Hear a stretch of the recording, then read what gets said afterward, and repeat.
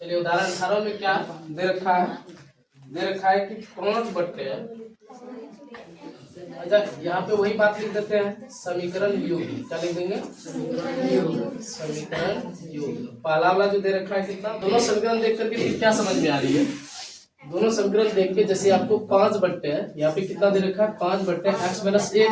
इसे भी तो आप लिख सकते हैं 5 गुना 1 बट्टे x माइनस 1, लिख सकते हैं इसको। उसके बाद दूसरा जो आपको यहाँ दे रखा है, इसे भी आप क्या लिख सकते हैं? 6 गुना 1 बट्टे x माइनस 1। तो दोनों में हमें कॉमन क्या दिख रहा है? 1 बट्टे x माइनस 1। तो कहने मतलब यहाँ भी वही काम करेंगे। यहाँ लिख लेंगे माना कि, क्या लिखेंगे? माना कि 1 बट्टे x माइनस 1 बराबर क्या मान लेंगे? 1। उसके बाद यहाँ 1 बट्टे y माइनस 2, यहाँ भी इसको भी हम तो लिख सकते हैं 1 बट्टे y माइनस 2। इसे भी हम लोग क्या मान लेंगे? 1 बट्टे y माइनस 2, इसको मान लेंगे b। मानने वाला काम खत्म जी सर। तो अब अपने पास समीकरण क्या तैयार हो के आएगा? अब हो जाएगा जैसे यहाँ कितना हो जाएगा? 5 ही हो जाएगा, है ना? इसके जगह a बैठाइएगा ना जी, तो गुना होके कितना हो जाएगा? 5a। तो 5a प्लस ये तो टोटल बना लेगा b, तो सिर्फ b होगा क्योंकि इसके आगे गुना के रूप में कुछ होगा ही नहीं, है कि नहीं? तो यहाँ 5a प्लस b बराबर कितना हो जाएगा? 2। इसको मान लेंगे समीकरण 3 मान लेंगे, है ना? ये आपका हो गया समीकरण 3। उसके बाद दूसरा वाला में कितना हो जाएगा? 6a माइनस 3b बराबर कितना होगा? 1 बराबर 1। ये हो गया आपका समीकरण 4, ठीक है। अब फिर वही बातें विलोपन या प्रतिस्थापन जिससे बनाना हो, है ना? क्या लिखेंगे? अगर विलोपन से बनाते हैं तो लिखेंगे समीकरण 1 एवं 2 से।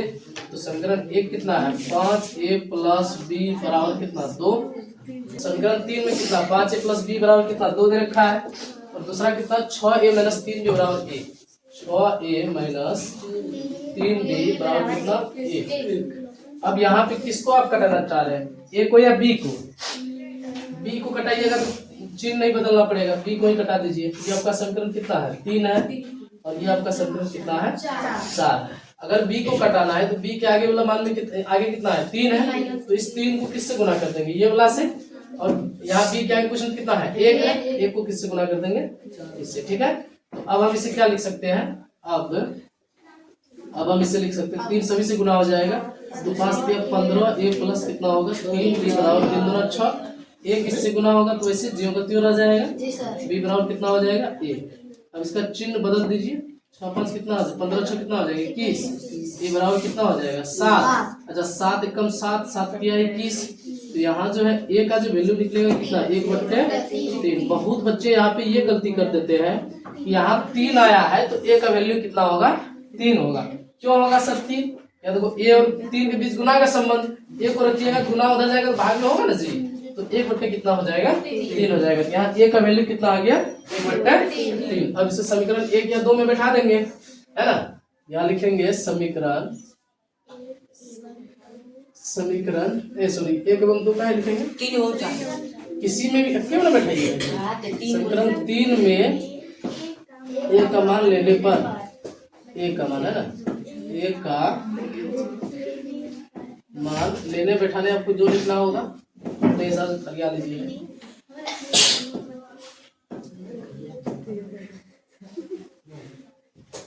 अब यहाँ पे जो है समीकरण 3 कितना है? 5a प्लस b बराबर 2। यहाँ लिखेंगे 5a प्लस b बराबर 2। तो 5a का मान निकला है ना, तो 5 गुना a का मान कितना निकला है? 1 बट्टे 3 बराबर b बराबर कितना हो जाएगा? 2, ठीक है। चलिए अब ये आपका 5 1 से गुना होगा तो 5 होगा। 5 बट्टे 3 ये प्लस में है, उधर भेजेंगे तो माइनस में, यानी कि b बराबर हम लिख सकते हैं 2 माइनस 5 बट्टे 3, ठीक है। तो b यहाँ आपका रहेगा और ये दोनों लघुत्तम होगा तो कितना होगा? 3 दूना 6, तो 6 माइनस 5 नीचे में कितना होगा? 3। तो यहाँ जो b का जो वैल्यू निकलेगा 6 में से 5 गया कितना? 1 बट्टे कितना हो जाएगा? 3। ये आपका किसका निकला? 3 का। लेकिन क्या कंप्लीट हो गया आपका सफर? तो कहाँ तक पहुंचनी है? x और y तक। यानी कि अब हम लिख सकते हैं कि चूंकि हमने क्या माना था, 1 बट्टे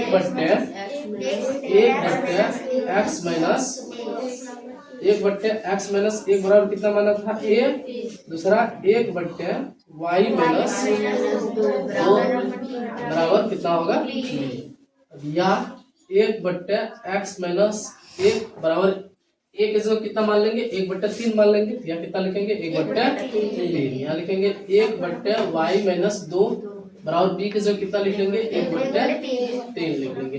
कोना को नहीं गुना, 1 को इससे गुना करिएगा तो वही होगा, x माइनस 1 ही होगा। 3 को 1 से गुना करिएगा तो 3, या x बराबर अगर रखेंगे तो 3 प्लस कितना होगा 1, ये माइनस 1 उधर गया तो होगा ना जी।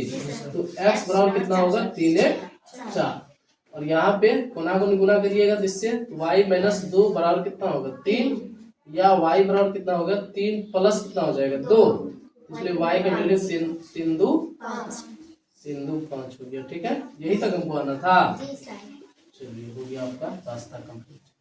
अब अगला उदाहरण देखिए क्या कर रहा है।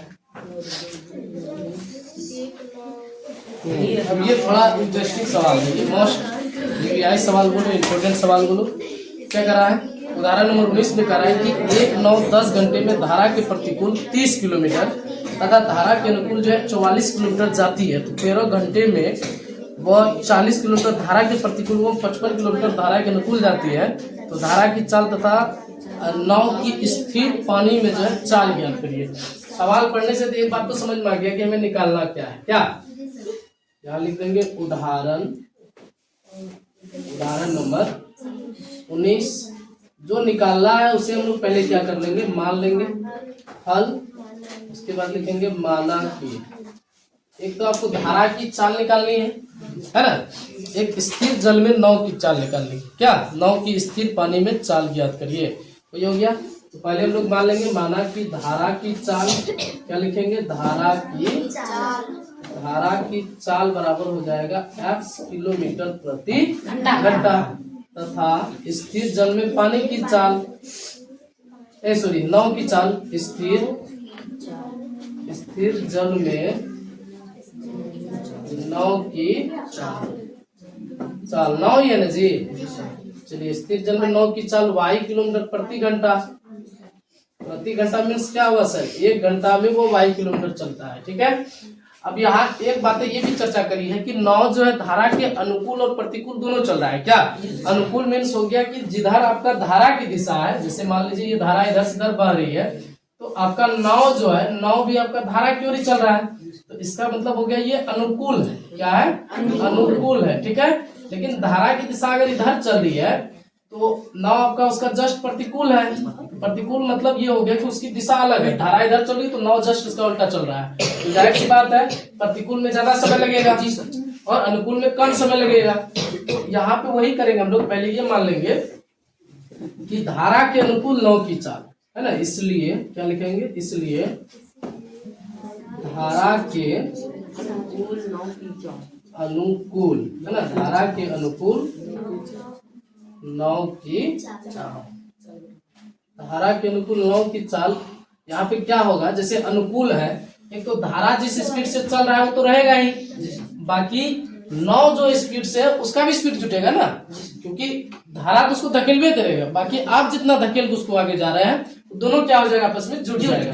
तो धारा के अनुकूल में दोनों की चाल क्या कर देना है, जोड़ देना। जोड़ देना मीन्स x प्लस क्या हो जाएगा, y हो जाएगा। यहाँ पे x प्लस y किलोमीटर प्रति घंटा, यानी कि धारा की भी चाल जुट जाएगी और नाव की भी चाल क्या हो जाएगी, जुट जाएगी। लेकिन प्रतिकूल में क्या होगा, यहाँ पे लिखेंगे धारा के प्रतिकूल, धारा के प्रतिकूल नाव की चाल। तो ये क्या होगा, जितना धारा की चाल है उसमें नाव की चाल जो है वो क्या हो जाएगा, माइनस हो जाएगा, क्योंकि धारा उसको क्या करेगा, नाव की चाल को कम करेगा ना। तो यहाँ पे धारा की चाल हमारा x किलोमीटर प्रति घंटा और स्थिर जल में नाव की चाल y किलोमीटर थी, ये क्या हो जाएगा, इसमें माइनस हो जाएगा, इतना किलोमीटर प्रति घंटा हो गया। तो ये क्या निकला, धारा के अनुकूल नाव की चाल और धारा के प्रतिकूल नाव की चाल। इतना समझ में आ गया। अब हम प्रश्न से करेंगे कि कितना समय में कितना नाव चलती है। एक फॉर्मूला आपको यहाँ पे काम आएगा, समय बराबर दूरी बट्टे चाल, जानते हैं जी सर, समय बराबर दूरी बट्टे चाल। तो अब यहाँ पे देखिए, यहाँ पे क्या कर रहा है कि 1 9 10 घंटे में धारा के प्रतिकूल 30 किलोमीटर तथा धारा के अनुकूल 44 किलोमीटर जाती है। तो दोनों मिला करके उसको कितना समय लगता है? 10 घंटा लगता है ना? दोनों मिला के कितना समय लगता है? 10 घंटा। लेकिन पहले चर्चा क्या किया है कि 1, 9, 10 घंटे में धारा के प्रतिकूल, तो प्रतिकूल वाला चाल कितना है? x - y किलोमीटर प्रति घंटा। अच्छा, समय बराबर क्या होता है? दूरी बट्टे चाल। हमें दूरी कितना दे रखा है? 30 किलोमीटर प्रतिकूल में दे रखा है ना। अगर हम समय की यहाँ बात करूं तो समय यहाँ पे 10 घंटा लग रहा है। कितना घंटा? 10 घंटा। लेकिन ये 10 घंटा कैसे लग रहा है? दोनों को मिला करके। ये तो आपको पहले प्रतिकूल चल रहा है, प्रतिकूल वाला में हम लोग करेंगे क्या कि धारा के प्रतिकूल लौ की चाल कितना है? x - y किलोमीटर प्रति घंटा। तो हमारा दूरी कितना है? दूरी कितना है हमारा टोटल दूरी दे रखा है पहला प्रतिकूल में 30 किलोमीटर। तो दूरी बट्टा कितना हो जाएगा? चाल हो जाएगा प्रतिकूल में। समझो यहाँ पे थोड़ा ध्यान से, समीकरण तैयार हो जाएगा फिर तो आगे कोई दिक्कत नहीं, वैसे ही बनेगा। लेकिन मेन समीकरण तैयार करना है। दूरी बट्टा चाल, तो चाल किसका देना है? प्रतिकूल का देना है। तो प्रतिकूल कितना है? x - y। यहाँ प्लस का चिन्ह इसलिए देंगे क्योंकि दोनों को मिला के इसको कितना घंटा टाइम लगता है? 10 घंटा टाइम लगता है। तो मतलब यहाँ पे फिर अनुकूल में ये कितना किलोमीटर चल लेता है? 44 किलोमीटर है। करेंगे? नहीं 44 नहीं, हाँ 44 से चलता है। धारा के अनुकूल 44 किलोमीटर जाती है। तो 44 बट्टा कितना हो जाएगा? क्या हो जाएगा? 44 बट्टे अनुकूल में क्या कर देंगे? अनुकूल वाला चाल दे देंगे, यानी कि x + y। तो ये आपका बन जाएगा पहला समीकरण। आई बात समझ में? जिसे आप ऐसे पलट के लिख सकते हैं क्या? इसको पहले लिख सकते हैं ऐसे, यानी कि समय बराबर दूरी बट्टे चाल होता है। तो हम इसको ऐसे भी तो लिख सकते हैं, दूरी बट्टे चाल बराबर समय लिख सकते हैं ना। तो कहने का मतलब हुआ कि इसे हम पहले लिख दे रहे हैं ना। कितना हो जाएगा? 30 बट्टे y है ना, प्लस कितना हो जाएगा? 44 बट्टे x + y। दोनों को मिला के कितना समय लगता है इसको? 10 घंटा। अब बताओ कि ये इसके तरह सेट हुआ कि नहीं हुआ? या खाली x - y है या x था? बात ये होगा कि ये थोड़ा और बढ़ा जाएगा। और ये सब सवाल पूछता भी तो कितना नंबर में पूछता है? 5 नंबर में। ये लॉन्ग सवाल है आपका। 2 चर वाले रैखिक समीकरण युग्म से जो है मतलब कितनों कम अगर लॉन्ग सवाल आता है तो एक तो लॉन्ग आएगा ही आएगा, बाकी उससे ज्यादा भी आ जाता है। कभी कभी आपको उम्र वाला सवाल लॉन्ग में पूछ लेता है, भिन्न वाला पूछ लेता है, ये नाव वाला, समय दूरी चाल वाला, ये सब पूछ लेता है।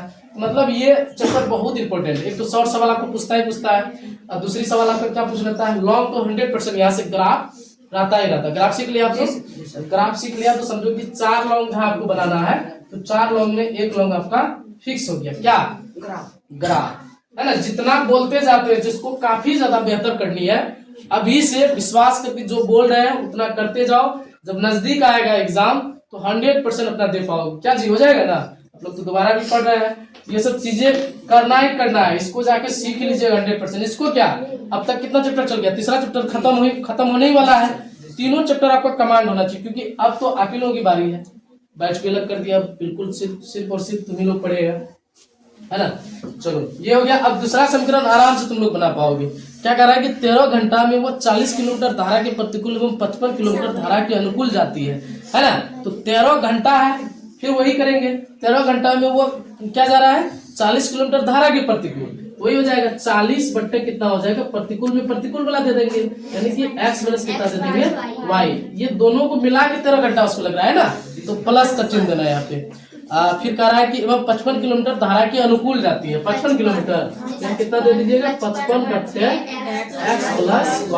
टोटल मिला के कितना समय लगता है इसको? ये आपका हो गया समीकरण 1, ये आपका हो गया समीकरण 2। इतना बातें क्लियर हो गई।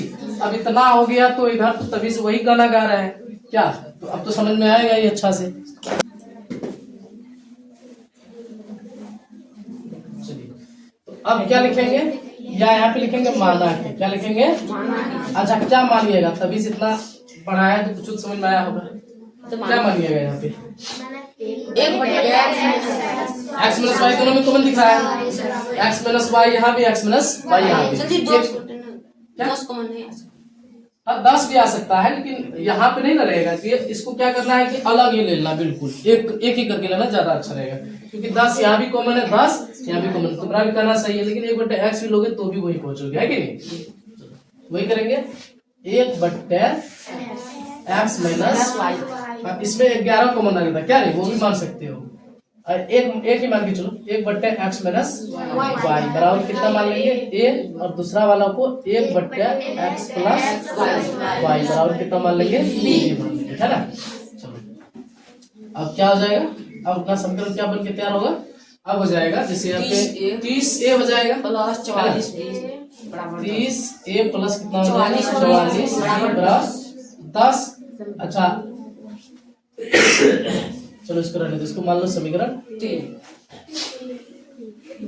दूसरा वाला कितना हो जाएगा, दूसरा वाला हो जाएगा प्लस 55B बराबर 13। ये समीकरण 4। इसको प्रतिस्थापन से बना लो, ज्यादा अच्छा रहेगा। क्या प्रतिस्थापन विधि से बनाएगा तो इसको बना लो ऐसे, समीकरण 3 में, समीकरण 3 में कितना है 30A प्लस 44B बराबर कितना है 10। अगर यहाँ पे आप A बराबर निकालेंगे तो कितना होगा 10 माइनस 44B, ये प्लस 44 बन जाएगा, माइनस होगा ना जी, बट ये गुना में इधर आ जाएगा तो किसमें हो जाएगा भाग में, यानी कि 10A बराबर कितना हो जाएगा, ऐसे A बराबर कितना होगा 10 माइनस 44B बटे कितना हो जाएगा 3। ठीक है, अब इसे हम लोग क्या लिखेंगे, समीकरण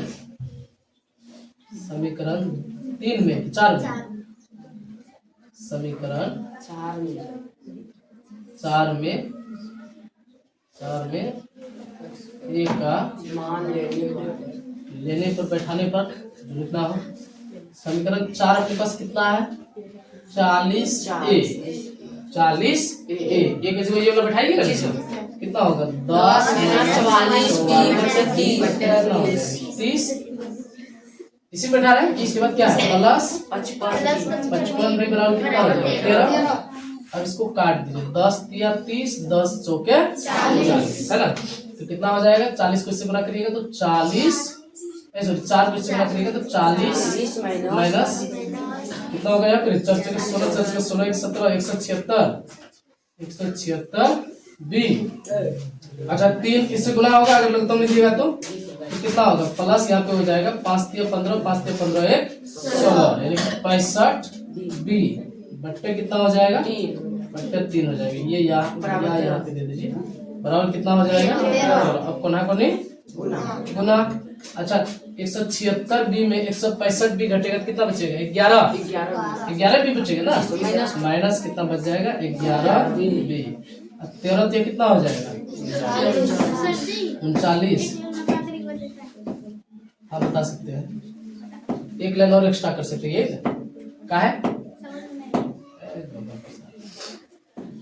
चलिए पहले माइनस कर दीजिए, कितना होगा 40 माइनस इन दोनों को घटाइएगा कितना बचेगा माइनस 11B बटे कितना होगा 3 बराबर कितना होगा 13। अब कोना को नहीं गुना, तो कोना को नहीं गुना करिएगा तो 13 3 39 होगा। इसके नीचे क्वेश्चन कितना है एक को इससे गुना करिएगा तो वही होगा, यानी कि 40 माइनस 11B बराबर कितना होगा 13 3 39। तो यहाँ माइनस 11B को रहने दो अपने जगह, ठीक है, बराबर यहाँ पे 39, ये प्लस 40 बन जाएगा तो माइनस 40 होगा। या माइनस 11B बराबर यहाँ पे कितना घट के माइनस 1 बचेगा, दोनों का 1 1 तो खत्म ही हो जाएगा ना, तो खत्म हो जाएगा। आपका B बराबर कितना होगा 1 बट्टे 11। सवाल तो जाएगा बहुत बड़ा निकला है ना। अब आपका अभी B निकला है, आपको निकालना क्या है A निकालना है, तो अब लिख सकते हैं अब A बराबर है ना, अब A बराबर कितना है 10 माइनस 44 गुना B की जगह कितना लिखिएगा 1 बट्टे 11 बट्टे कितना है 30। इसके जगह ही मान बैठा रहे, समझ में आ रहा है ना, 11 एकदम 11 चौके 44, तो 10 माइनस 4 गुना कितना होगा 4 बट्टे कितना 30। अब यहाँ पे कितना घट के 6 बट्टे कितना 30, 6 एकदम 6 6 पंचे 30, तो 1 बट्टे 10। अभी आपका सफर कंप्लीट नहीं हुआ है, अभी और समीकरण बनेगा, देखना लगे। तो ये आपका B निकला और A निकला, उधर तो आप लोग लिखे नहीं है, चलिए तो फिर लिखिए उसके बाद बताएंगे। और B का दोनों का लिख दिया था, चलिए। तो इसके बाद वाला स्टेप जो हम लोगों का क्या होता है, हम लोग क्या लिखते हैं, चूंकि आज हम लोग माने किसको था फिर 1 बट्टे x प्लस वाई कि x माइनस वाई, पहले क्या प्लस वाला माने थे माइनस वाला माने थे, तो x माइनस वाई बराबर कितना a, और दूसरा को कितना माने थे 1 बट्टे x प्लस वाई बराबर b। तो a का वैल्यू जितना निकला उसको बैठा देना है, यानी कि 1/x माइनस वाई बराबर a का मान कितना निकला है, a का मान। चलिए इसको हल करिएगा, या इसको डायरेक्ट आप पलट सकते हैं, ठीक है। जैसे 1/x माइनस वाई है, इसको भी ऊपर कर सकते हैं, इसको भी ऊपर कर सकते हैं, तो डायरेक्ट आपका हो जाएगा x माइनस वाई बराबर कितना हो जाएगा, 5 हो जाएगा, ठीक है। अच्छा, इसको प्रतिस्थापन से बना लीजिए, शॉर्टकट बन जाएगा, यानी कि आप यहाँ पे इतना लिख सकते हैं, या आप x बराबर यहाँ पे क्या लिख सकते हैं, 5 प्लस वाई, ये माइनस वाई उधर जाएगा, प्लस वाई होगा ना। ये आपका x का वैल्यू यहाँ पे, इसी x का वैल्यू इसमें क्या कर देना है, बैठा देना है। तो यहाँ पे b का मान कितना निकला था, तो x प्लस वाई बराबर क्या लिखेंगे, 1/11, या इसको अगर पलट देते हैं तो x प्लस वाई बराबर कितना होगा, 11 है ना। ये आपका x का वैल्यू तो हम लोग निकाल के रखे हैं यहाँ पे, कितना y प्लस 5, यहाँ बैठा दीजिए y plus 5 plus y, 5 plus y plus कितना होगा, y बराबर कितना होगा, 11। तो एक y कितना y हो जाएगा, 2y, तो 2y बराबर यहाँ पे 11 माइनस कितना होगा, 5, यहाँ पे 2y बराबर कितना होगा, 6, तो 2 दिया 6, तो इसलिए y बराबर कितना निकल जाएगा, 3। अब हम यहाँ पे जा करके या इसको ऐसे ही रहने दीजिए। अब हम x बराबर क्या लिख सकते हैं, अब x बराबर 5 प्लस वाई के जगह कितना बैठा देंगे, 3, तो 5 3 8। तो अब आपका हो गया सारा काम कंप्लीट, क्योंकि हमने क्या माना था, स्थिर जल में नाव की चाल, यही माना था जी। पहले क्या माने थे, धारा की चाल, अतः क्या माने थे, अतः धारा की चाल क्या माने थे, x किलोमीटर प्रति घंटा, तो x किलोमीटर यानी कि 8 किलोमीटर प्रति घंटा, तथा स्थिर जल में नाव की चाल, क्या लिखेंगे, स्थिर जल में नाव की, स्थिर जल में नाव की चाल कितना, y किलोमीटर, y का मान कितना, 3 किलोमीटर प्रति घंटा। ये आपका हो गया सवाल पूरा कंप्लीट। ये आपका 5 नंबर सवाल है, लॉन्ग सवाल है ना, थोड़ा बड़ा है कि। चलिए उदाहरण और कुछ बचा हुआ है क्या, नहीं बचा हुआ, तो आज मैथ का क्लास इतना ही रहने दीजिए, कल से हम लोग एक्सरसाइज जाएंगे, ठीक है।